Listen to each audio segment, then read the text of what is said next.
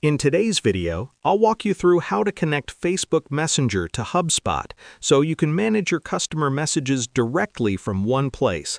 This setup is perfect for beginners who want to reply faster, keep conversations organized, and avoid jumping between different platforms. Let's start from the beginning. First, log into your HubSpot account. Once you're inside the dashboard, look toward the top area and find the App Marketplace icon. This usually looks like a store or shopping bag. Click on it, then open the HubSpot App Marketplace. Now you're inside the marketplace where all integrations live.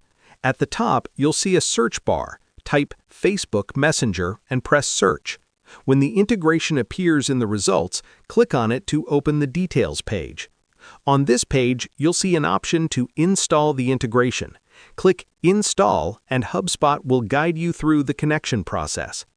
Next, HubSpot will ask you which Facebook account you want to connect. Select the correct account and continue.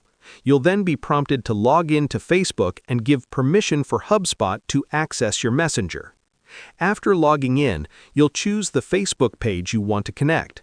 Once confirmed, HubSpot will finish setting up the channel in the background.